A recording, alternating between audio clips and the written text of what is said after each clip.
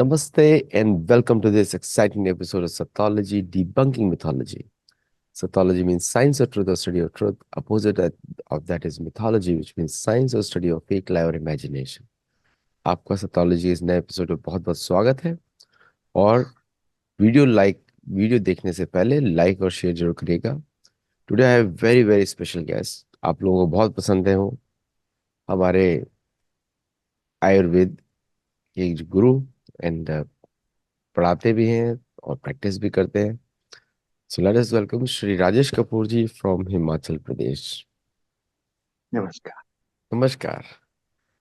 तो सबसे पहले मुझे बताइए कि राममय मंदिर, एक तो अब गणतंत्र दिवस हुआ और मैंने पूरा शो देखा और हमारे लिए रात थी और हम लोग देख रहे थे पूरा शो और उसमें एक झांकी आई राम मंदिर की. और जैसे वो झांकी आई परेड पे, सभी लोगों ने डिफरेंट टाइप ऑफ उत्साह राम मंदिर को देख के. एंड और जब से राम मंदिर खुला है मैं देख रहा हूँ कि 7.5 किलोमीटर लंबी लाइन थी पहले दिन और आपने दर्शन भी लिया. जी। तो पहले आप अपने एक्सपीरियंस को बताइए राम मंदिर को देख के कि क्या एक्सपीरियंस था आपको, क्या आपके फीलिंग्स क्या आई उस समय, किस तरह भाव थे आपके. प्लीज थोड़ा शेयर करिए. आप अयोध्या में भी थे तो. देखिए, जब जब हम लोग पहले कार सेवक वहां पे गए थे तो मीडिया ने उसको कभी कवर नहीं किया ठीक से।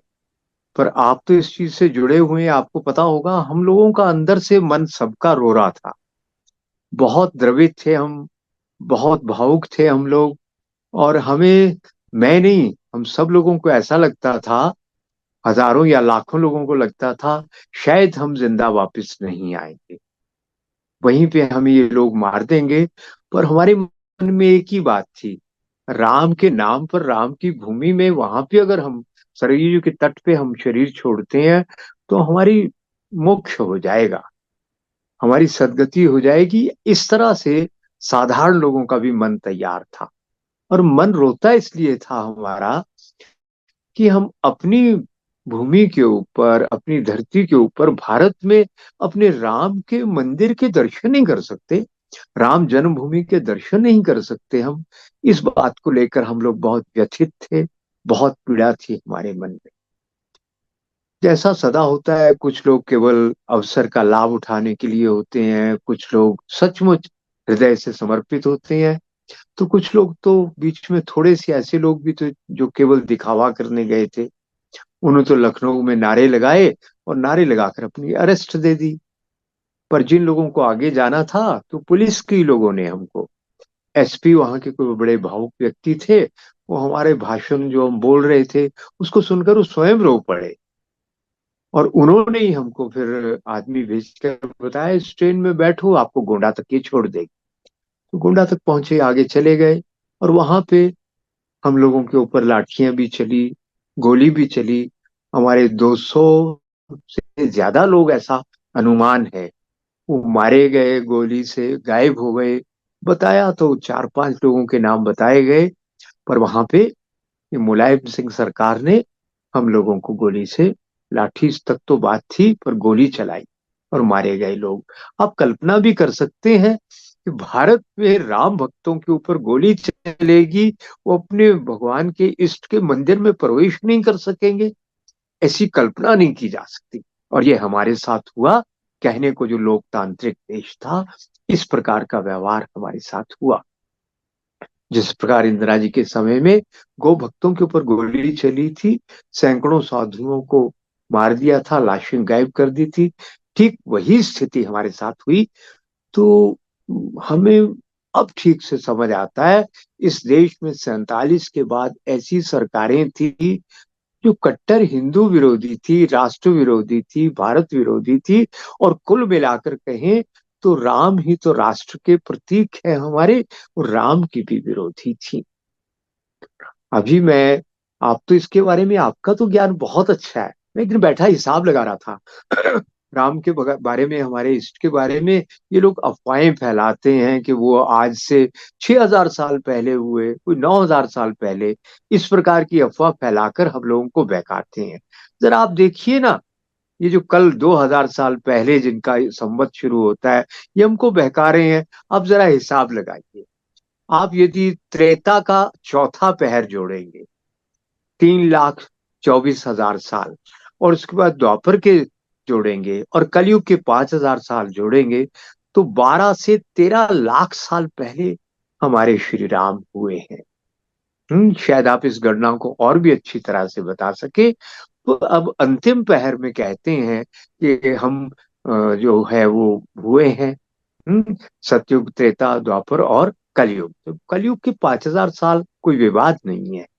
सतयुग का और कलयुग का चौथा भाग, अपना त्रेता का चौथा भाग, तो 12 से 13 लाख साल पहले जो राम हुए, उनके बारे में इनके मन में कितना उसको लेकर ये कुंठित हैं ये लोग। अब आप कहेंगे कुंठित का मतलब क्या है आपके कहने का? कुंठित का मतलब इतना ही है कि जो लोग असभ्य गंवार थे, आपने कुसुमलता केडिया जी का जो कार्यक्रम, कितने दर्जनों कार्यक्रम किए हैं, जो यूरोप इतना पिछड़ा हुआ था, उनकी बहुत संकुचित और छोटी सोच है। उनको ये सहन नहीं होता है, उनकी सहन शक्ति इतनी है नहीं कि वो ये सहन कर पाए। वो ये स्वीकार नहीं कर सकते कि हम आज से 12-13 लाख साल पहले हमारे प्रभु श्री राम हुए, और हम पुष्पक विमान तब चलते थे, सब सभ्य थे। एक ऐसा शासन था जिसमें कहते हैं कोई अकाल मृत्यु नहीं मरता था, ऐसा राम राज्य था। इस प्रकार की बातें जब हम कहते हैं तो उन लोगों को ये सहन नहीं होता है, उतनी छोटी सोच के कारण। तो हम उस परंपरा के लोग हैं, और उस परंपरा के लोगों के इष्ट, जिनके अनुयायी विश्व भर में हैं। अभी आपको नजर आया होगा, आपने तो बहुत अच्छी तरह से दिखाया भी होगा कई जगह, अमेरिका से लेके, अफ्रीका से लेकर, और एशिया के, यूरोप के हर देश में भगवान राम के जो है वो इस अवसर को, उनके मूर्ति की स्थापना को, प्राण प्रतिष्ठा के अवसर को बड़े धूमधाम से मनाया गया है। कारण मामला क्या है कि लाखों साल से हमारे रक्त में, हृदय में नहीं, हमारे रक्त के कण कण में बसे हुए हैं। इसलिए लोग दीवानों की तरह, पागलों की तरह उधर भाग रहे हैं। क्या ये भाजपा के राम हैं? कुछ ना समझ मूर्ख लोग कहते हैं भाजपा के राम। अरे राम तो सबके राम हैं। वो राम भाजपा के कैसे हो गए? भाजपा के तो इसलिए हो गए कि आपने अस्वीकार कर दिया उसको अपनाने से। भाजपा ने अपना लिया, तुमने नहीं अपनाया। तुम्हारा एजेंडा था, हिडन एजेंडा है तुम्हारा। आपको याद होगा ना, भारत में एक सिक्का आज से लगभग 18-20 साल पहले क्रॉस वाला सिक्का आया था। क्यों आया था? किसी ने यहाँ पे, बहुत शक्तिशाली महिला ने पोप के साथ ये वादा किया था, हर घर में वो क्रॉस को पहुंचाएगी। आप समझ गए होंगे वो कौन है। तो अब वो सबको धर्मांतरित तो नहीं कर पाए, तो इस प्रकार सरकारी स्तर पे सिक्के छापकर हर घर में क्रॉस पहुंचाने का प्रयास किया गया। क्रॉस भी कौन सा, क्रूसेड वाला, जिस क्रॉस के साथ दो वो वो लगे हुए हैं, चारों तरफ उसकी क्रॉस के, जहां क्रॉस होता है ऐसे फुल स्टॉप लगे हुए हैं, वो वाला क्रॉस। आपको याद है कि नहीं मुझे नहीं पता, आपके ध्यान में आया कि नहीं आया? इस प्रकार वो क्रॉस जिसने घर घर में पहुंचाने का जिन लोगों ने प्रयास किया, वो राम को कैसे सहन करेंगे? और कमाल देखिए, वो आजकल राम का नाम ले रहे हैं। दिल्ली के मुख्यमंत्री राम की बात कर रहे हैं। ये वो लोग हैं जिन्होंने कभी ये प्रमाणित करने का प्रयास किया कि राम है ही नहीं। 10-10, 12-12 वकील खड़े कर दिए कि राम नहीं है, ये एक मिथ है, परिकल्पना है। इस प्रकार के प्रयास किए। ये तो राम भद्राचार्य जी, स्वामी जी महाराज हैं, जिन्होंने दर्जनों प्रमाण देके सिद्ध किया, न्यायालय में खड़े होकर सिद्ध किया कि भगवान राम का यही जन्म स्थान है। तब जाके न्यायालय ने माना है, कोई हम पे कृपा करके थोड़ी माना है। वो स्वामी राम भद्राचार्य जी के कारण ये सब हुआ है, और चक्षु विहीन है वो, उन्होंने ये प्रमाण दिए हैं। अब 12 लाख 13 लाख साल पहले के हमारे शास्त्रों में प्रमाण है, उनके जो परातत्विक प्रमाण है, उनके साथ मिलाकर ये प्रमाणित कर दिया कि राम हुए, तो माना ना, इसकी कृपा से भगवान राम का अस्तित्व सिद्ध नहीं हुआ है, वो अपने दम पर हुआ है। और फिर ये, चलिए ये बात एक है जो भौतिक बातें हैं। मैं एक बात और कहता हूँ जिसकी आजकल बड़ी चर्चा हो रही है। पहले तो मैं अपने अनुभव की बात बताता हूँ आपको। हम जो लोग वहां जा रहे थे, तो वहां से बाहर ही किसी व्यक्ति ने एक कार्यक्रम रखा था।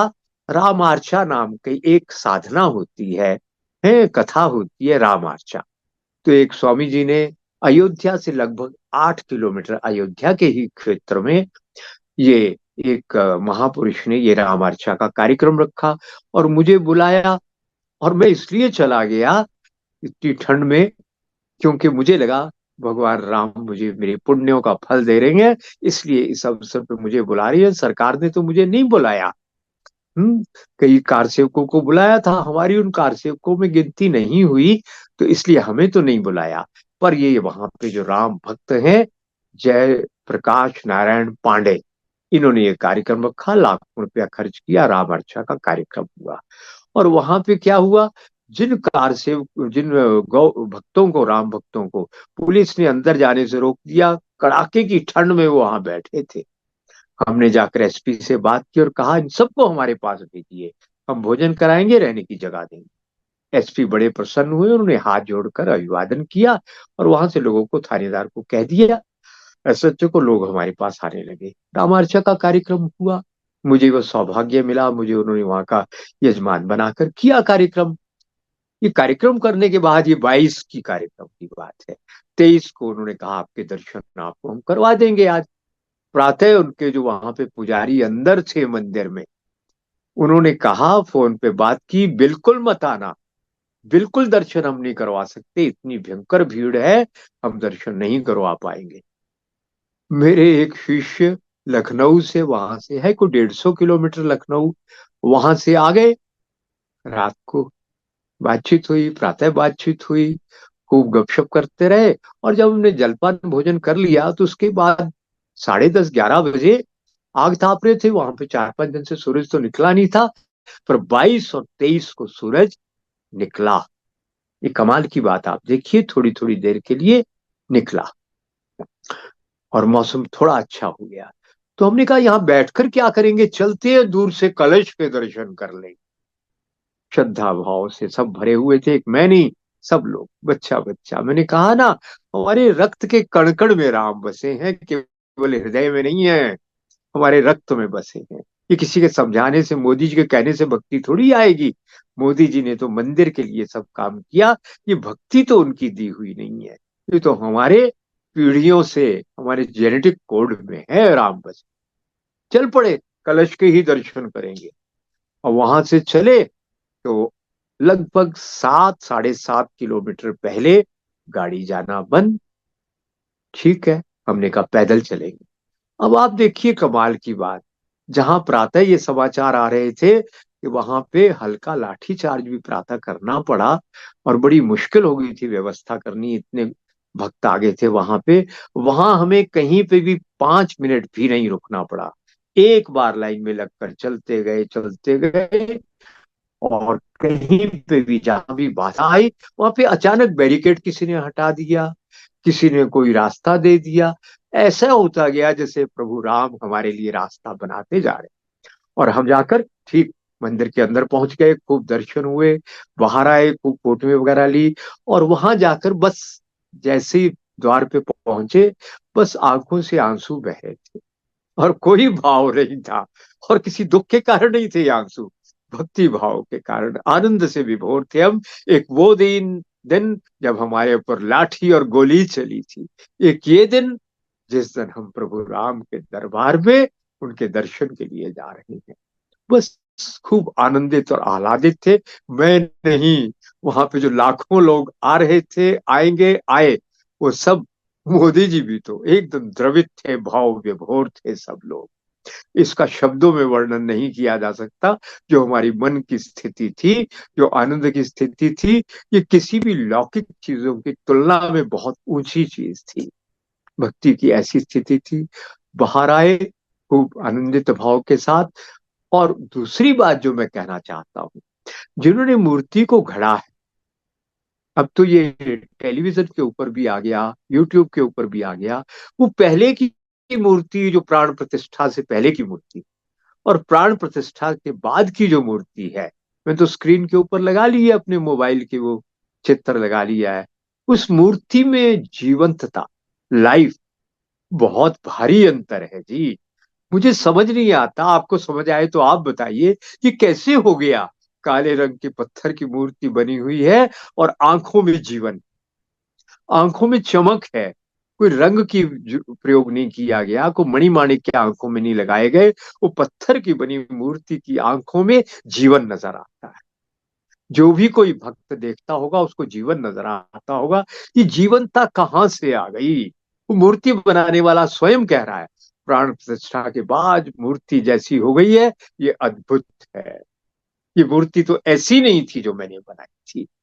इसकी आंखों में, इसके चेहरे के ऊपर वो जीवन, वो लाइफ, वो पता नहीं कहां से आ गई। प्राण प्रतिष्ठा के बाद ये हुआ है। ये सब मनुष्यों के करने का काम नहीं, ये कोई शक्ति करवाती है। वो मूर्ति बनाने वाला स्वयं कह रहा है। अब मुझे लगता है ये मूर्ति मैंने नहीं बनाई, ये किसी ने मेरे हाथ से बनवा दी, किसी शक्ति ने मेरे से ये काम करवाया है। तो इस प्रकार की अद्भुत ये रचना जो है, ये स्थिति ऐसी आकलन किया जा रहा है कि भगवान जगन्नाथ के मंदिर से भी ज्यादा, शिरडी साईं बाबा से भी ज्यादा, कहीं ज्यादा चढ़ावा यहाँ पे आने वाला है।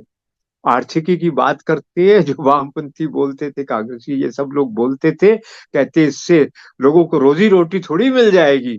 आपको याद है ना, ये वर्षों तक कहा गया, अरे मंदिर से रोटी थोड़ी मिलेगी, रोजी रोटी की बात करो। अरे यहाँ पे तो रोजी रोटी मिल रही है। हर रोज अनुमान है 3 लाख लोग वहां पे आएंगे। 3 लाख रोज का मतलब है 1 महीने में 1 करोड़, और साल में शायद 12 करोड़, 10 करोड़ लोग आएंगे। और वहां पे 10 करोड़ लोग आएंगे तो आप ये सोचिए, और 100 रुपया प्रति व्यक्ति ने भी चढ़ाया, तो क्या 1000 करोड़, 2000, 3000 करोड़ वहां आ सकता है। अनुमान है 4000 करोड़ रुपया वहां पे हर वर्ष आने वाला है।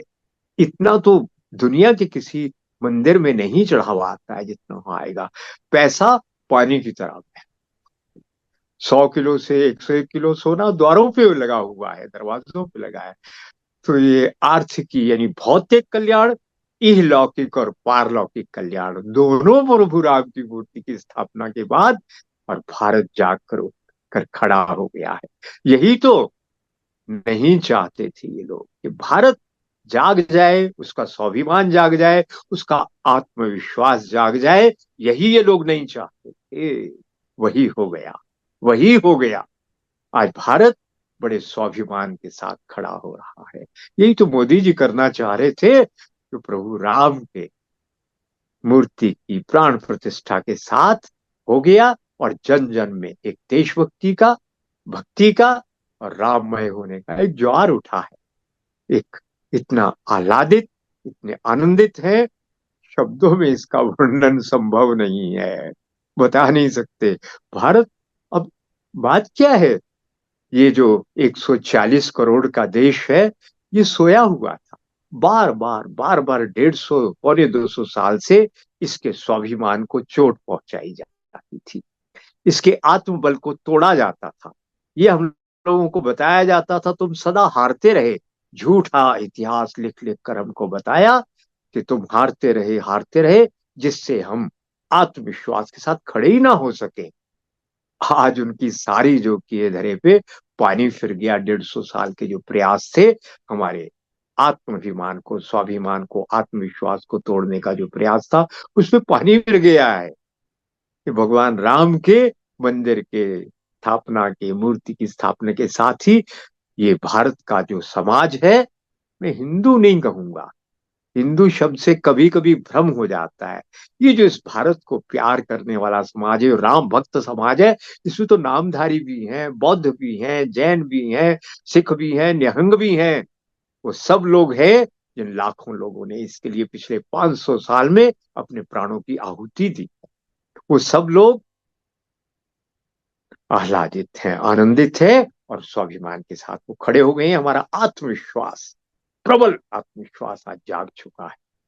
अब भारत को आगे बढ़ने से कोई रोक पाएगा? नहीं हो सकता। अब अगर कोई इंफिनिटी कॉम्प्लेक्स में है, यदि कोई डूब रहा है, यदि कोई मर रहा है, यदि कोई खत्म हो रहा है, तो कौन है? ये वो दानवी ताकतें हैं जिसको प्रभु राम ने समाप्त किया था। ये वो दानवी ताकतें हैं, उनकी सोच वही। वो लोग आजकल बहुत हीनता बोध से ग्रसित है। बड़ी मुश्किल से वो इसी प्रकार से अपने अस्तित्व को बनाए हुए हैं, पर उनके अस्तित्व की अंतिम लड़ाई है ये, कितनी देर चल पाएंगे? हम्म। वो सब दानव एक तरफ इकट्ठे हो गए। कई बार लोग कहते हैं मोदी जी ने सारी देशभक्त शक्तियों को एक कर दिया, एकजुट कर दिया। मैं कहता हूँ नहीं, ये बात छोड़ दीजिए। उन्होंने सारे शत्रुओं को, देश के दुश्मनों को एकजुट कर दिया, सबको बिलों से बाहर निकाल दिया। उन सब सांप सपोलों के बिलों में ऐसा उबलता तेल डाला है, वो सब बिलबिलाकर बाहर आ गई है। अब उनके चेहरों पर पड़े हुए पर्दे हट गए और साफ नजर आने लगा है वो कौन है जो इस देश की, इस संस्कृति के, इस समाज के शत्रु हैं। इस प्रकार का अद्भुत अद्भुत ये घटना, अभूतपूर्व घटना पिछले 500 साल के बाद घटी है। मैं तो ये कहूंगा कि जब 12 लाख साल पहले भगवान राम अपने घर लौट कर आए थे, दिवाली हुई थी, जैसी दिवाली तब हुई थी, 22 को वैसी दिवाली हुई है। यहाँ पे जब मैं वापस आया, मेरे घर वालों ने बताया कि हमने यहाँ पे नीचे बस थोड़ी लाइटें वाइटें तो लगाई थी, हमने अपना एक वो जो है म्यूजिक सिस्टम लगाया और एक भजन लगाकर राम जी का नाचने लगे। पूरा मोहल्ला आ गया, सब रात को घंटों नाचते रहे। और केवल हमारे यहाँ पे नहीं, सारे देश में, सारे विश्व में ऐसा ही दीपावली के ऊपर, मुझे नहीं लगता 12 लाख साल पहले कभी ऐसी दिवाली हुई थी या अब हुई है। ऐसी दिवाली और कभी नहीं हुई जैसी अब हुई। बस यही कारण है कि जो नकारात्मक शक्तियां हैं वो बहुत परेशान हैं। और 8,000 कमांडो वहां पे ड्यूटी पे लगे हुए हैं अयोध्या में। अरे, 800 की भी तो जरूरत नहीं, केवल इसलिए ये लोग बहुत परेशान और बेचैन हैं जो ये कोई वहां पे दुर्घटना को अंजाम ना दे दे, ऐसा कुछ वहां पे ना कर दे। नहीं तो 8,000 कमांडो की क्या जरूरत है? फिर समय के साथ साथ ये भी सब बदलेगा और 100, 200, 500 या 1,000 लोगों से ये काम चलेगा। 8,000 की जरूरत तो वहां नहीं पड़ेगी। जिस दिन ये शक्तियां, नकारात्मक बुरी शक्तियां पूरी तरह से इनका विध्वंस हो जाएगा, तो फिर राम राज्य स्थापित होने की प्रक्रिया शुरू हो गई है। जब ये सब पूरी तरह से समर्पण नहीं कर देंगे, जब समर्पण करेंगे तो पूरा राम राज्य स्थापित हो ही जाएगा। जी आदित्य जी, आप कुछ कहना चाहेंगे? मैं तो सिर्फ आपको सुनना चाहता हूँ, मुझे बहुत आनंद आ रहा है, सिर्फ सुनना चाहता हूँ। क्यों आ रहा है आनंद? मैं बताऊं आपको क्यों आनंद आ रहा है? क्योंकि आपके अंदर भी वही राम बैठे हैं। जब राम का वर्णन सुनते हैं तो आप भी आनंदित हो जाते हैं, आराधित हो जाते हैं, द्रवित हो जाते हैं, भावुक हो जाते हैं। हम सबकी यही स्थिति, हम सब उसी स्थिति से गुजर। और जबकि मैं जब वो समय जब कार सेवा हुई थी, तब मैं जी। मुझे कुछ समझ में नहीं आता था क्या चल रहा है। लेकिन और मैं बहुत दूर भी था, नॉर्थ इंडिया से बहुत दूर था, महाराष्ट्र में था। तो समझ में भी नहीं आता था मुझे। हाँ, लेकिन 30 साल से अधिक हो गए हाँ, समझ पहले में भी की नहीं आता बात। था। लेकिन उस समय भी एक हृदय में प्रेरणा रहती थी, राम लला तो वहीं पर आएंगे किसी भी तरह। अब मैं इतना दूर होकर भी वही प्रेरणा रहती थी। तो आपने बिल्कुल सही बोला कि ये जो राम मंदिर का विरोध कर रहे हैं भारत में, बाहर के लोगों की तो कोई बोलना चाहिए कि कोई उनकी औकात भी नहीं है कुछ बोलने की। ये सारा विरोध तो भारत में ही होता है। और ये लोग जो भारत का विरोध, राम मंदिर का विरोध कर रहे हैं, इनको इतना भी, इनका जो जो धार्मिक प्रवृत्ति इतनी नीचे है, मतलब आधार्मिक प्रवृत्ति बहुत ज्यादा है। इनको समझ में भी नहीं आएगा कि राम कण कण में कैसे वास करते हैं, भारत के आत्मा में, हर कण में, चाहे कोई नॉर्थ से हो, चाहे साउथ से हो, चाहे मणिपुर से हो, भारत का कोने कोने में, यहाँ तक कि कुछ पाकिस्तानी मुसलमान भी ये धिक्कार कर रहे हैं कि उनके पूर्वज कन्वर्ट कैसे हो गए, ये भी बोल रहे हैं। और मैंने ये भी एक वीडियो देखा बांग्लादेश से, जो वहां पे मुसलमान लोग हैं जो कन्वर्ट हो गए थे, वो भी राम मंदिर के जश्न में शामिल हुए रिमोटली टीवी पे। ये किसी को समझ में नहीं आएगा अगर उनको थोड़ा सा भी कनेक्शन ना हो कहीं से रामायण से, उनको समझ में नहीं आएगा ये बातें। अच्छा, मुझे एक प्रश्न आ रहा है, क्योंकि मुझे आप कार सेवक भी रहे हैं, और आपने बड़ा बताया किस तरह कण कण में, जो आपने वही शब्द बोले हैं जो साध्वी ऋतंभरा ने बोले हैं कल, और वो भी वही बात कर रही थी, किस तरह भारत के कण कण में राम वास करते हैं। एक प्रश्न आता है कि ये जो प्रेरणा है राम की भक्ति की, वो तो वाल्मीकि रामायण ने बड़ा स्वच्छ लिखा है, जब तक पृथ्वी पे पहाड़ है, जब तक पृथ्वी पे नदियां हैं, तब तक रामायण का प्रचार होता रहेगा। तो पृथ्वी के रहने तक रामायण का प्रचार होगा। और रामायण सभी को इतना ज्यादा प्रिय क्यों है कि वेस्ट के लोग, जो धार्मिक लोग की बात कर रहा हूँ, सबकी नहीं, लेकिन सारा सारा विरोध जो है वो सिर्फ भारत भूमि से ही आया। तो कभी इन लोगों के बारे में थोड़ा और डिटेल से बताइए कि ऐसे कौन से लोग हैं जिन्होंने भारत का विरोध, इस राम मंदिर का विरोध किया। आपने थोड़ा सा टच किया है, लेकिन और थोड़ा डिटेल में बताइए कि एग्जैक्टली इन लोगों ने क्यों विरोध किया, कि मानसिकता क्या है। देखिए, बात, मुझे दो तीन बातें आपके कहने से याद आ गई। एक तो ये इनकी मानसिकता क्या है, कौन लोग हैं। आप कह रहे हैं बाहर के किसी की क्षमता नहीं है इसका विरोध करने की। वास्तव में पर्दे के पीछे वही लोग हैं।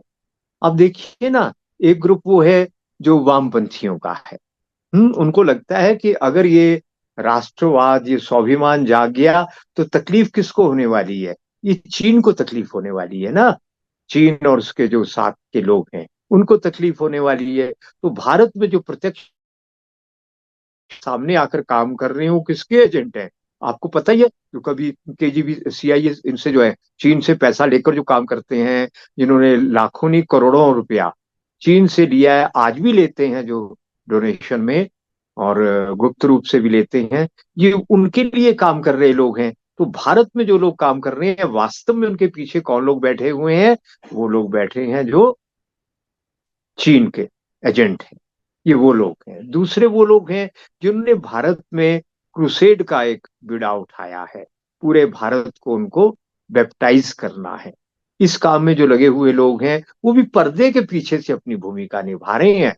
उनको इतना पैसा दे रहे हैं मोदी को हराने के लिए, वो सब करने के लिए। उनको क्या केवल राजनीति में रुचि थोड़ी है? केवल भारत को भारतीयता के साथ, हिंदू संस्कृति के साथ जुड़कर खड़े होने से उनके सारे उद्देश्य पूरे नहीं हो पाएंगे। उनके आर्थिक हित नहीं पूरे हो पाएंगे। उनका साम्राज्यवाद, उनका जो फैलाना है, वो नहीं पूरा हो पाएगा। इसलिए वो लोग भी, इन शक्तियों के भारत में जो है, उनके पीछे वही लोग बैठे हुए हैं। ये दूसरी ताकत हो गई।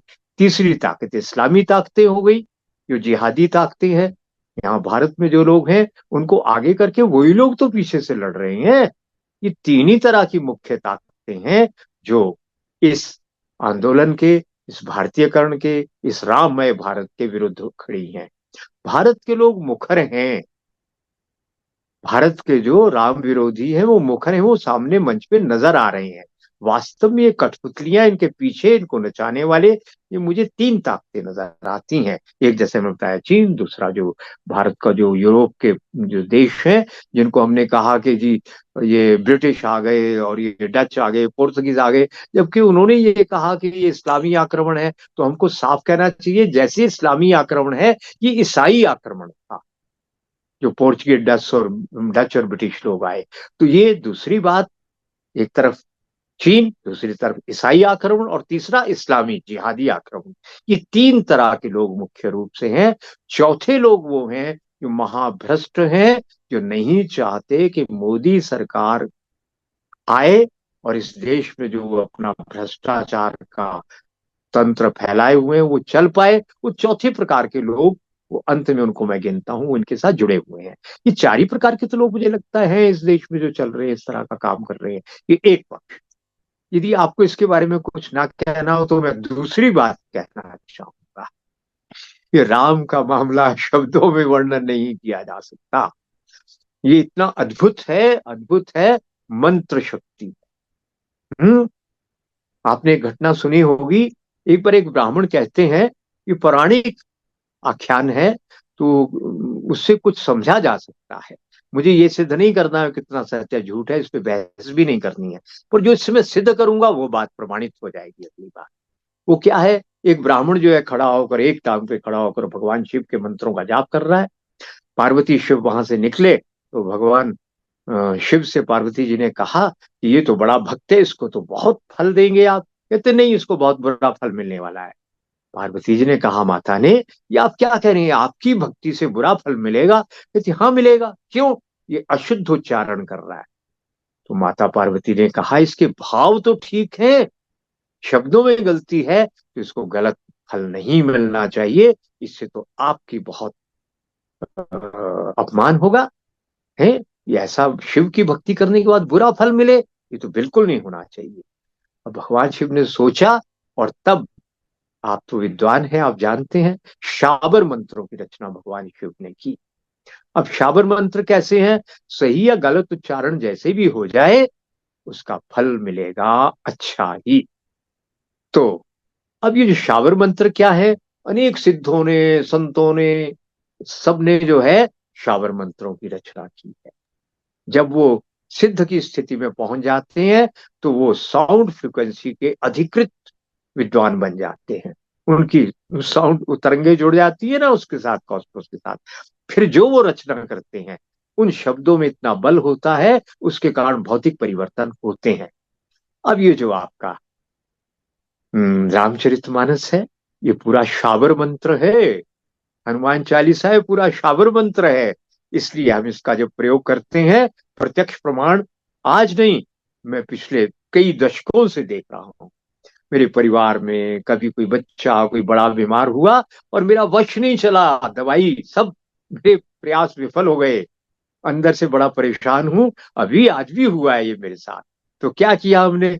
दैहिक दैविक भौतिक तापा, राम राज नहीं काहू व्यापा।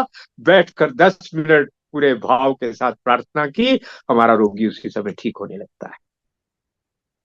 इसी प्रकार कोई भी आपदा आए, किसी प्रकार की समस्या हो, सबके लिए दोहे हैं, चौपाइये हैं, हम उनका पाठ करते हैं, उसका प्रत्यक्ष प्रमाण मिलता है। ये इस तरह मेरे साथ नहीं, करोड़ों लोगों के साथ होता है। है कोई ऐसा संप्रदाय दुनिया का जो ये दावे के साथ कह सके कि हमारे इस जाप को करने के कारण आपको निश्चित परिणाम मिलेगा? ये तुलसीदास जी के सिद्ध होने का प्रमाण है। रामायण, तुलसी वाल्मीकि रामायण तो अपनी जगह है, पर तुलसी कृत रामायण में, कम रामायण में, जहां जहां पे भी ये रचना सिद्ध संतों ने की है, उसके एक एक शब्द में वो ध्वनि तरंगों का रहस्य छुपा हुआ है। उसका जाप करके देखिए, तुरंत परिणाम मिलता है, एक ही दिन में, एक दिन में नहीं, 1 घंटे में भी परिणाम मिलता है।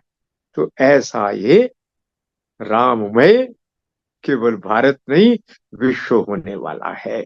अब कोई बच नहीं पाएगा इस लहर से। सभी लोग इसमें, पाकिस्तान के मुसलमान हो या कोई हो, सब इसमें लहर में सब समाने वाले हैं, और सब इससे आनंदित होने।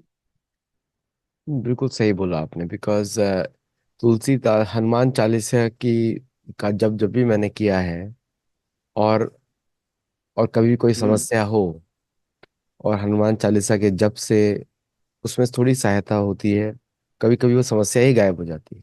ये देखा है मैंने। और अगर राम नाम का जप किया, तो हनुमान जी भी आपके ऊपर बहुत प्रसन्न होते हैं। तो राम नाम का जप की महिमा अलग ही है। और लोगों के, ये आपने बिल्कुल सही बोला। चीन या कोई भी ये जो CIA है, इनको किसी को समझ में नहीं आएगा कि भारत की भूमि क्या है, क्योंकि ये सब लोग एक प्रोपागेंडा में जी रहे हैं, स्वयं ही प्रोपागेंडा में जी रहे हैं। इनका अस्तित्व ही प्रोपागेंडा में बना हुआ है, और इन लोगों को कभी समझ में आएगा नहीं। लेकिन इनके बारे में ज्यादा विचार न करके, क्योंकि ये व्यक्ति सुधरने वाले नहीं है, क्योंकि पृथ्वी पे आसुरिक शक्तियां रहती हैं, कलयुग है। और कलयुग में हमारे पास है भगवान राम, और इनके पास इनका खुद का मन या बुद्धि।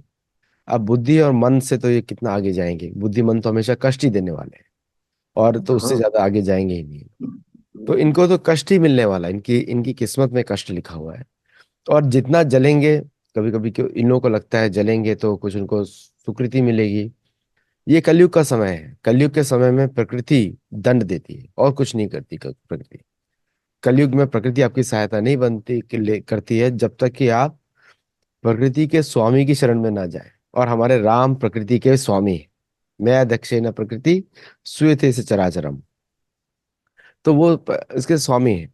तो मुझे एक बात बताइए कि राममय भारत, ये गणतंत्र दिवस भी काफी स्पेशल है, क्योंकि इस गणतंत्र दिवस पे हम देख रहे हैं राम, भारत के राजा राम तो आ चुके हैं, बैठे हुए हैं, और पुनः उन्होंने अपना दर्शन दिया है अपनी मर्जी से।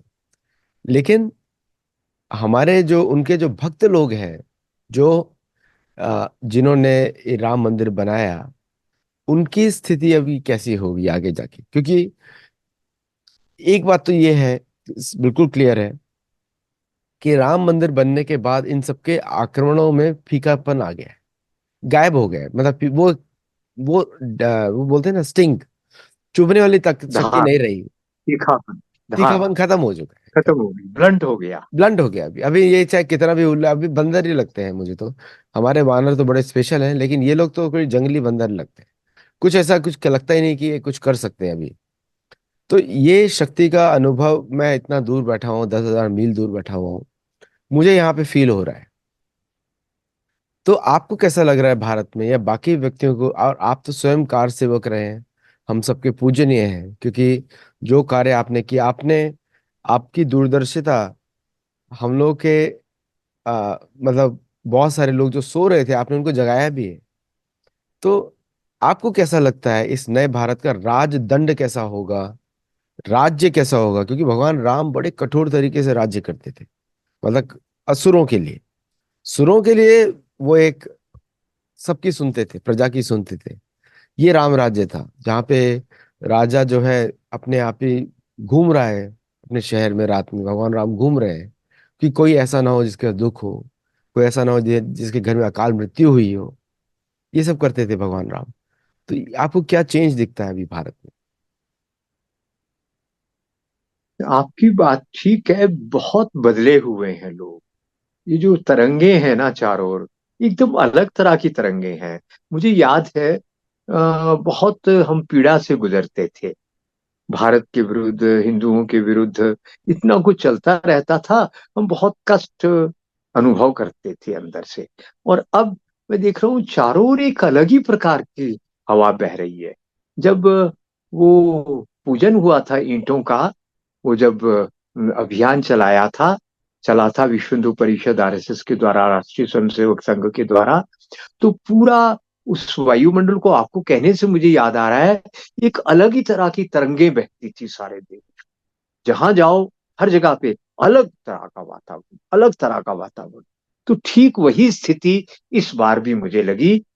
ये 3 दशकों के बाद फिर वैसा ही एक अलग तरह का वायुमंडल है, जिसको शब्दों में वर्णन करना कठिन है, पर अनुभव किया जा सकता है। मैं जहां जहां से वापसी में आया, तो मैं देख रहा था, ट्रेन में जैसे होता है ना, यात्री चलते हैं, स्टेशन के ऊपर लोग हैं, सब लोग हैं। तो मेरे पास से कुछ लोग भेंट देते गए, सामान इतना ज्यादा हो गया कि मुझे उठाना मुश्किल हो रहा था। जहां गया एक भी जगह पे ऐसा नहीं हुआ कि जहां पे किसी व्यक्ति ने आकर मेरा सामान नहीं उठाया। मैं वहां से अयोध्या से आया हूँ, वो लखनऊ से मुझे ट्रेन में बिठाकर चले गए। लखनऊ से आया अंबाला, तो ट्रेन में उतारने वाले अपने आप कोई व्यक्ति, आइए बाबा जी हम उतार देते हैं आपके साथ।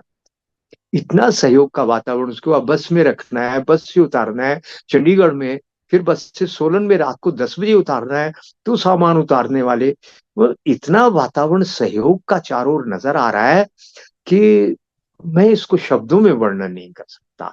आप जो कल्पना कर रहे हैं ना, कि बिल्कुल वायुमंडल बदला हुआ है, सचमुच बदला हुआ है। एक जिसको आप कहते हैं ना पॉजिटिविटी, एक अलग तरह की पॉजिटिविटी चारों ओर बह रही है। और जो बुरे लोग हैं वो एकदम निस्तेज हो गए हैं। आपने कहा ना ब्लंट, वो शब्द, एकदम आभाहीन हो गए हैं, वो निस्तेज हो गए हैं। उनकी, कहते हैं ना धार, हमारे एक देसी शब्द कहा जाता है, धार भोथरी हो गई है। भोथरी एक देसी भाषा ही नहीं, ब्लंट हो गई।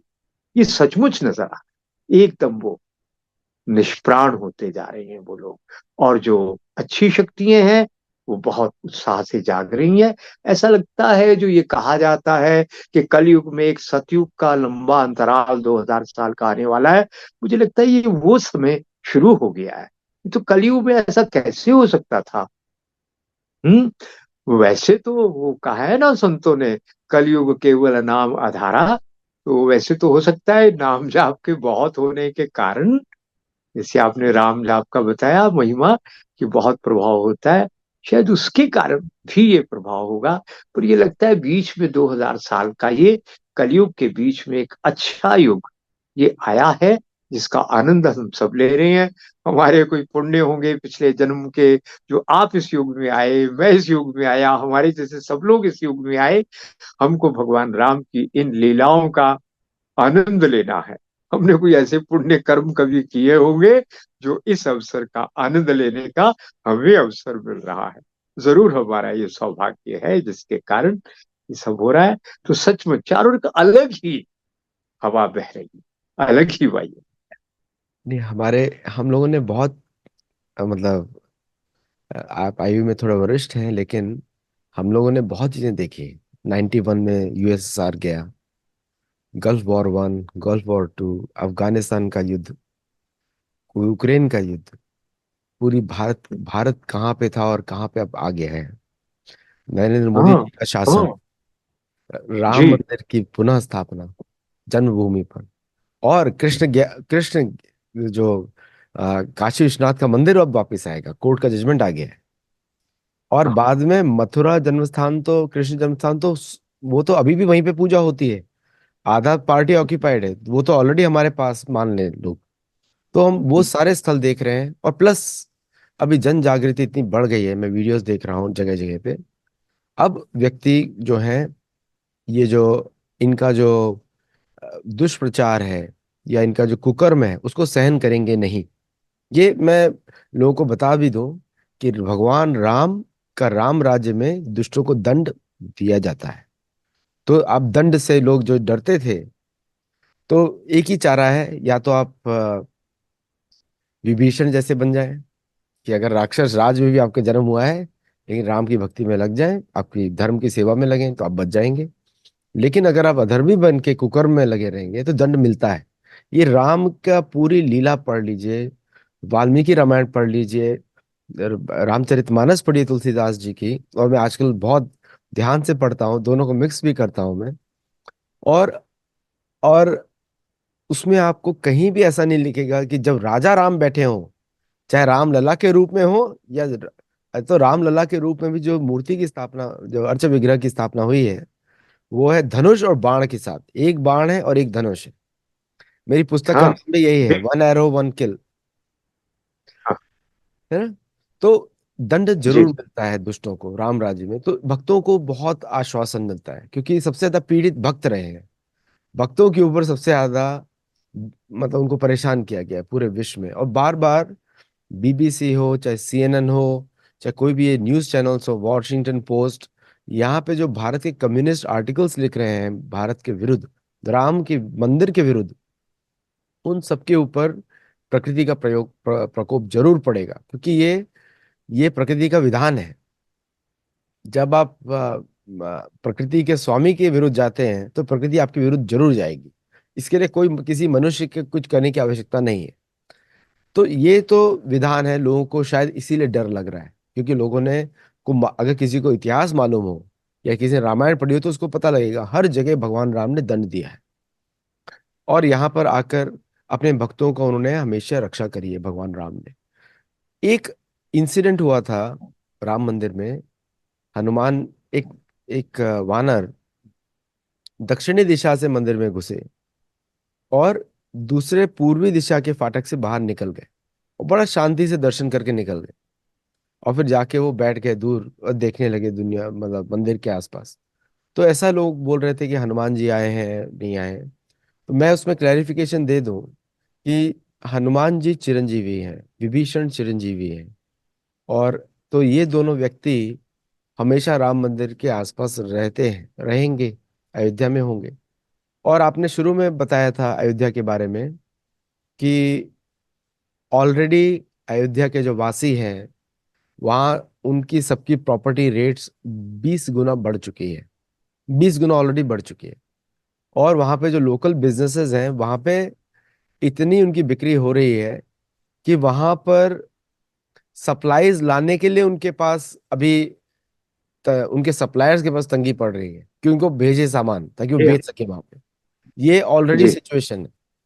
तो मतलब अयोध्या की एवरेज इनकम ये दुनिया का, भारत का या दुनिया का सबसे रिच डिस्ट्रिक्ट बनने वाला है।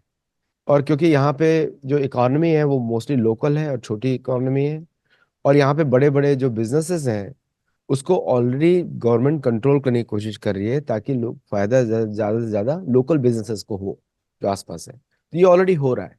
तो जो इकोनॉमिक थ्योरी लोग बोलते थे मंदिर क्यों बनने चाहिए, उसको उदाहरण दिख रहा है कि मंदिर इसीलिए वापस जागृत होने चाहिए क्योंकि भारत भूमि में, जब मैं रिसर्च कर रहा था अपनी पुस्तक पे द ओरिजिनल एटलस, भारत के हर 100 किलोमीटर पे तीर्थ स्थान है। हर 100 किलोमीटर तीर्थ स्थान है। कहीं कहीं पर तो 100 किलोमीटर के रेडियस में हजारों तीर्थ स्थान है। जैसे कुरुक्षेत्र हो गया, गया हो गया आपका, पंपा सरोवर, जो है मतंग ऋषि का आश्रम, वो जगह हो गई। तो भारत में तो कण कण पे तीर्थ स्थान है। आप 100 किलोमीटर किसी भी दिशा में चले जाइए आपको देवी का मंदिर मिल जाएगा। तो ये राम मंदिर के आने के बाद मेरा एक बहुत इच्छा थी, और मैं आपके मुंह से भी सुनना चाहता हूँ कि जब राम जन्मभूमि का ट्रस्ट के माध्यम से सभी तीर्थों को वापस जीवित किया जाए, सभी को, और सबके जीपीएस कोऑर्डिनेट्स मुझे तो पूरी तरह मैंने बुक में लिख भी दिए हैं कहाँ कहाँ पर है ओरिजिनल। जैसे एक गुप्तार तीर्थ का नाम शास्त्रों में गोप्रतार तीर्थ है। गोप्रतार तीर्थ जहाँ पे भगवान राम अंतर्धान हुए थे। तो क्या ये संभव है? आपको क्या लगता है इसमें? और साथ में मंदिरों में, आप तो आयुर्वेद के आचार्य हैं, मंदिरों में आयुर्वेद विद्या, मंदिरों में अभी आपने भोजन की बात करी, इतना भोजन डोनेट कर दिया राम भक्तों ने कि अगले 30 साल तक मंदिर में कोई ऐसा भक्त नहीं जाएगा जो भोजन ना करे। ये 30 साल का अरेंजमेंट हो चुका है, अभी 2 ही दिन हुए खुले हुए। तो इतना प्रचुर मात्रा में ये हो रहा है। और मैं धन की तो बात करूंगा नहीं क्योंकि अभी भगवान राम तो स्वयं ही लक्ष्मी के पति हैं। तो मैं धन की बात तो करूंगा नहीं। लेकिन जो दिखता है लोगों को कि भोजन हो गया, अब एक चीज दो चीजें बची हैं, एजुकेशन और आयुर्वेद, क्योंकि दोनों ही मंदिरों से फ्री दिए जाते थे। तो उसमें आपको क्या दिखता है इसमें आगे जाके, या आप क्या बोलना भी चाहे, क्या बताना भी चाहते हैं? देखिए, मैं एक दो बातें जो रह गई, जिसका जो श्रेय है उसको दिया जाना चाहिए। जैसे ये सारा आंदोलन चला, ये किसके द्वारा चला? जब एक एक ऊंट और एक रुपया जो है हर घर से, लाखों नहीं करोड़ों घरों से जो मंगवाए गए थे राम मंदिर के लिए, ये किसने शुरू किया? राष्ट्रीय स्वयंसेवक संघ ने किया। इस देश को जगाने के लिए जो इस युग में आज जो भूमिका रही है, इस दशक में, इस शताब्दी में, वो राष्ट्रीय स्वयंसेवक संघ की भूमिका को हमें भूलना नहीं चाहिए। उन्हीं का अनुषांगिक संगठन है विश्व हिंदू परिषद। उनका योगदान जो है उसको हमें भूलना नहीं चाहिए। अब हम आलोचना करने बैठे तो राष्ट्रीय स्वयंसेवक संघ जो है उसके लोगों में कहीं कोई कमी, हाँ, गिनाई जा सकती है, मिल जाएगी, विश्व हिंदू परिषद में मिल जाएगी। अब जिस ट्रस्ट ने इसका निर्माण किया उसने कोई गलतियां नहीं की होंगी, ऐसा मैं नहीं कहूंगा, वो सब मनुष्य हैं। पर ये छोटी मोटी गलतियां, ये सब गौण हो जाती हैं जब कभी हम किसी बड़े उद्देश्य के लिए काम करते हैं। जो नकारात्मक सोच के लोग हैं वो उन्हीं को पकड़ कर बैठे रहते हैं, ये गलती हो गई, वो गलती हो गई। ठीक है, तो इसको ठीक करने के लिए यदि हमको कोई प्रयास करना है तो आप सही व्यक्ति हैं, तब आप बिल्कुल ठीक है, फिर आप भगवान राम की कृपा के पात्र हैं। ठीक है, कोई गलती हुई है या हो रही है, उसको हम ठीक करने का प्रयास करेंगे। यहां तक तो बात ठीक है। पर आप, जिन संगठनों ने, जिन संस्थाओं का इतना बड़ा योगदान है इस समाज के लिए, उनको हमें भूलना नहीं चाहिए। आप तो जानते हैं, हम सभी लोग, भारत के लोग जानते हैं कि जो कृतघ्न होता है उसको भगवान के द्वार में प्रवेश नहीं मिलता है। ऐसा हमारे नहीं, कई संप्रदाय है उनमें भी कहा गया है। तो जिन संगठनों के कारण ये सारा आंदोलन आगे बढ़ा, भगवान राम की कृपा से ही हुआ। पर जिन्होंने किया, हमें उनके प्रति कृतज्ञता का भाव रखना चाहिए, क्योंकि किसी संगठन के प्रति श्रद्धा रखे बिना कोई समाज चल नहीं सकता है। हम एकजुट किसी के नेतृत्व में ही तो होंगे ना। वो किसी को नेता तो स्वीकार करना पड़ेगा। मोदी जी जो है राजनीतिक नेता हमारे हैं, ठीक है, पर सामाजिक संगठन वो अलग हैं, धार्मिक संगठन वो अलग हैं। ये जिसको आप कहते हैं ना भारत की व्यवस्था, ये चेक्स एंड बैलेंसेस की व्यवस्था है। Absolute power corrupts absolutely. यहां तक पश्चिम के विचारकों की ये सोच बात ठीक है, मगर संतुलन कहाँ है आपके पास? वो तो कोई व्यवस्था नहीं है। भारत में है ना व्यवस्था, धर्म क्षेत्र उसका, धर्मदंडो धर्मदंडो धर्मदंडो। सबसे ऊपर धर्म का दंड यानी नैतिकता का सबसे ऊपर है। और उसके बाद फिर जो शिक्षा का है वो अलग व्यवस्था है। अभी भारत में वो है नहीं, सरकारी हाथ में है वो भी निकलेगा, निकालना है। शिक्षा का तंत्र सरकारी हाथ से बाहर जाए, एक वो है व्यवस्था। अभी हम तो केवल न्यायपालिका, कार्यपालिका, विधायिका इसी के ऊपर टिके हुए हैं और कुछ ठीक से नहीं चलता है इनसे। तो हमारी व्यवस्था क्या है वो सुनिए जरा, आप तो जानते ही हैं। वो है एक शिक्षा का तंत्र स्वतंत्र, आर्थिक तंत्र वो स्वतंत्र रहेगा। हम्म। और जो सत्ता है वो अलग, फिर धर्म सत्ता वो अलग। इस प्रकार की जो सत्ताएं हैं वो राजनीतिक सत्ता से बाहर रहेंगी। तो इसको हम कहते हैं चेक्स एंड बैलेंसेस की व्यवस्था। तो ये भारत की व्यवस्था ये है जी। तो उसी को पुनर्स्थापित करना है। अभी धर्म सत्ता वो स्वतंत्र है, और राजनीतिक अ, सत्ता वो अलग है ही है। वो हम देख ही रहे हैं, जिसमें न्यायपालिका, कार्यपालिका सब आ गई। उनको मैं उसी में गिनता हूँ। और समाज तंत्र जो है, सामाजिक संगठनों को चलाने का, समाज को नियंत्रित करने की, ये अलग सत्ता वो स्थापित है। उसका सम्मान करना पड़ेगा, और उसको नेतृत्व देने वाले लोगों को भी हमें सम्मान देना होगा। उनमें कोई कमी है, त्रुटि है, तो उसके ऊपर बात करने के लिए भी हम अधिकृत हैं। मुझे आशा है ये महत्वपूर्ण विषय को आपने जरूर, इसको आप थोड़ा महत्व देंगे कि ऐसी सुंदर व्यवस्था विश्व में और कहीं नहीं है। जो चेक्स एंड बैलेंसेस की व्यवस्था है, ये केवल भारत की व्यवस्था है। जो पूरी तरह से स्थापित होगी तो राम राज्य तभी पूरी तरह से सार्थक होगा। नहीं, एक जी। बात तो दर्शकों को मैं बता दूं कि आप लोग बहुत कंपेयर करते हैं वेटिकन के साथ या किसी और भूमि, हाँ। किसी और के साथ। वहां पे अगर आप कभी जाएंगे, मैं तो वहां पे बहुत बार जा चुका हूँ, रोम में। आपको आपको वहां पे अध्यात्म नहीं दिखता, वहां पे स्पिरिचुअलिटी है ही नहीं।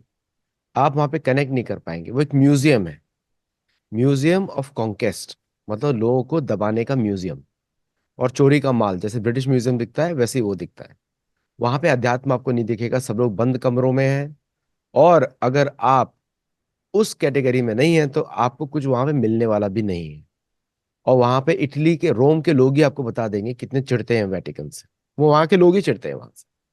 ये सत्य है, इसको आप जाके आप टेस्ट कर सकते हैं, फील कर सकते हैं, वहां पे जा सकते हैं।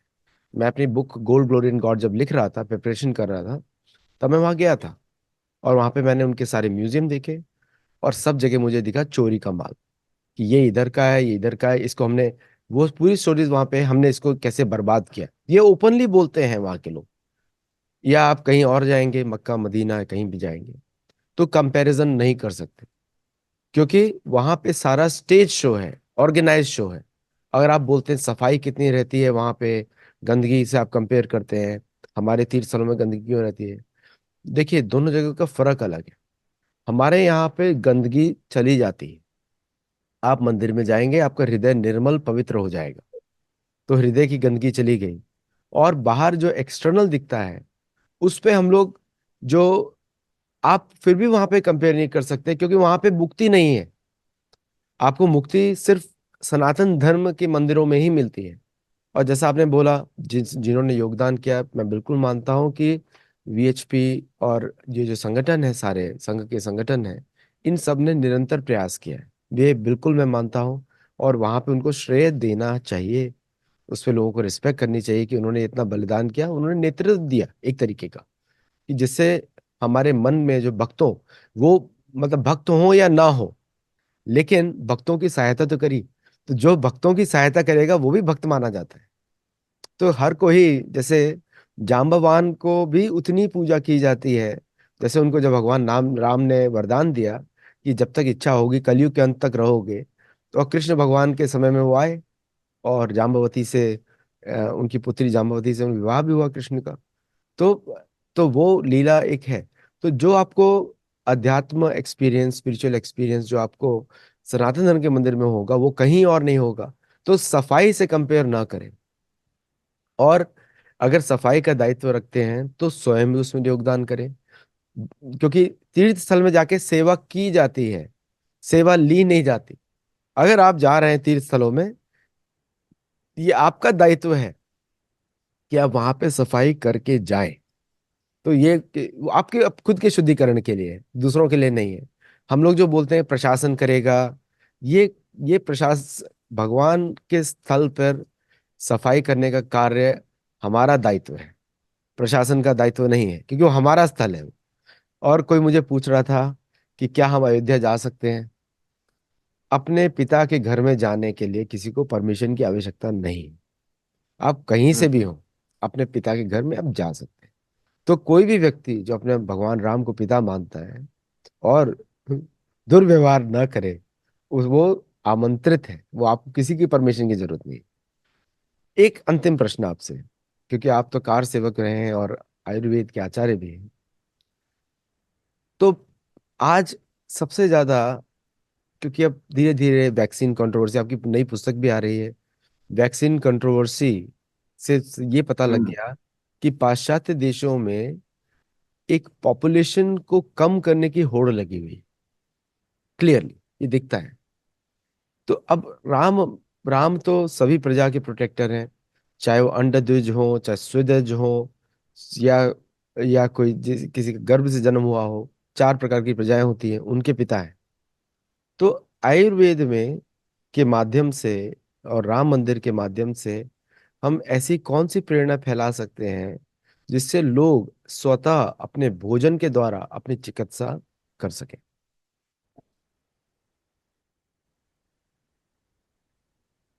थोड़ा बीच में कोई व्यवधान आ रहा था। हाँ, मतलब राम मंदिर के द्वारा या राममय भारत के द्वारा किस तरह आयुर्वेद के द्वारा हम समाज में एक राम भगवान की सेवा कर सकते हैं, क्योंकि आयुर्वेद भी उनके मुख से ही आया है। देखा जाए तो विष्णु के मुख से ही आया है आयुर्वेद। तो किस तरह हम उससे सेवा कर सकते हैं सभी मंदिरों में। जी, आपने बड़ा महत्वपूर्ण विषय उठाया है। ये बात तो बिल्कुल ठीक है। कोरोना जैसी महामारियां, ये सब उसका भय दिखाकर और इस तरह का टीकाकरण करना जिससे लोगों की इम्यूनिटी समाप्त तो हो रही है और बहुत जल्दी वो मर रहे हैं सरलता से। ये सब तो चल ही रहा है दानवीय शक्तियों के द्वारा। और एक बड़ा मजेदार बात है, मैंने अपनी किताब में उसको उद्धृत किया है कि कुछ ऐसे दोहे छुपाई हैं जिनको बोलने के बाद कोरोना के रोगी 100% ठीक हो रहे हैं। यहां तक भी हुआ है कि केवल राम नाम लेने से कोरोना के रोगी ठीक हो गए। एक तो ये बड़ा अद्भुत है। इसको आजमाना चाहिए, परखना चाहिए। आप चाहेंगे तो मैं व्हाट्सएप के ऊपर वो सारे दोहे छुपाइयां आपको भेज दूंगा जिनके द्वारा लोग ठीक हुए हैं, एकदम 100% लोगों को परिणाम मिला है। एक तो ये बात। दूसरी, आपने एक बड़ी महत्वपूर्ण बात उठाई है। कुछ लोगों को लग सकता है कि हम राम की बात कर रहे हैं, रिलीजन की बात कर रहे हैं, तो वेटिकन से जिन्होंने कभी देखा ही नहीं है धर्म क्या होता है, उन्होंने केवल रिलीजन को देखा है, तो उनको गलतफहमी हो सकती है। देखिए, आप इस बात को समझते हैं, मैं सबके साथ शेयर कर रहा हूं। मंदिर का मतलब होता है जो ऊर्जा के केंद्र होते हैं, जहां हम एनर्जाइज होते हैं। जिस संप्रदाय के केंद्र में बैठकर आपका मन आनंदित ना हो, आप एनर्जी से भर ना जाए, ऊर्जा से ना भर जाए, वो केंद्र धार्मिक नहीं है। वो रिलीजन हो सकता है, रिलीजियस हो सकता है, किसी तरह की मूवमेंट हो सकती है किसी मजहब को फैलाने की, करने की, मगर वो धर्म स्थान नहीं। धर्म स्थान केवल वही है जहां पर आप एनर्जी महसूस करते हैं। दुख में गए हैं और बिना कुछ किए वहां बैठकर आप आनंद से भर गए और पूरे एनर्जी से भर गए, और आपके तन और मन के कष्ट कम हो गए। वो स्थान धार्मिक कहलाने का अधिकारी है। तो हमारे जितने भी भारतीय संस्कृति के केंद्र है वो ऐसे ही हैं। वहां पे भरपूर ऊर्जा है, एनर्जी है। वहां धर्म है, रिलीजन नहीं है। रिलीजन तो एक सीमित बात है, वो धर्म है, वो सबके लिए है, और किसी एक पंथ के लिए नहीं है। वहां का धर्म हमारा सबके लिए है। तो इसको अनुभव करके देखिए, और यही कारण है विश्व के जो भी लोग आते हैं, बस वन वे ट्रैफिक है, वो आते हैं जाते नहीं है वापस, हमारे ही होकर रह जाते हैं। ये अंतर है रिलीजन और धर्म का। तो इसको समझिए और इसका आनंद लीजिए। आप अपने पंथ में मजहब में रहते हुए भी इसका आनंद ले सकते हैं। जरा इसका अनुभव करिए। हो सकता है पश्चिम के लोगों को ये बात शब्दों से समझ ना आए, आने के बाद, ऐसे स्थानों पे जाने के बाद फिर उनको पता लगता है कि सचमुच उनके किसी भी चर्च इत्यादि में वो एनर्जी उनको कभी महसूस नहीं होगी, है वेटिकन में जाकर वो नहीं महसूस होगी। अच्छा है उनको उस मूवमेंट से जुड़े हैं आप, मैं उनकी आलोचना नहीं कर रहा हूं। पर यदि आपको धर्म का आनंद लेना है तो हमारे किसी धर्म स्थान पर आकर तो आपको पता लगेगा धर्म स्थान होता क्या है, उसका आनंद क्या होता है। इतना ही निवेदन है, और मैं आपको वो दोहे चौपाइयां जरूर भेज दूंगा। आप सबके साथ उसको शेयर करिएगा। हम्म। बिल्कुल। जी। बहुत बहुत बहुत बहुत धन्यवाद राज कपूर जी। जी। और आपका भी बहुत धन्यवाद, आपने हमें इस अच्छे विषय पे बात करने के लिए अवसर दिया। जी एक्चुअली नमस्कार। राम के विषय में बात करने से बहुत प्रसन्नता भी होती है। तो जब आपने बोला, मेरा कुछ और टॉपिक था पहले, आज हम राम के बारे में बात करें, जैसे आपने बोला। ठीक है, चलिए ठीक है। कीर्तन तो थोड़ा मेरा स्लर रहता है, बिकॉज जब मुझे बीमार पड़ा था तो इधर लेफ्ट साइड में थोड़ा पैरलाइजेशन हुआ था। तो इसलिए ओह। थोड़ा श्लोक मैं बोल नहीं पाता हूँ ठीक से सारे। पहले बहुत अच्छी तरह बोलता था, थोड़ा इधर स्लर आ आप एक है। काम तो करिए, मैं आपको बीच में इंटरप्ट कर रहा हूँ। आप देसी गाय का घी लेकर पाँव के तले में मालिश करिए, रोज नाक में डालिए। हमारे हजारों पेशेंट केवल गाय के घी से ठीक हो गए हैं, पैरालिसिस के। तो ये इतना चमत्कार होगा उससे। ठीक। जी। Thank you very much. तो बहुत जयराम जी की जय श्री जय राम। सिया राम। जय सिया राम। जय सिया राम। जय जगन्नाथ।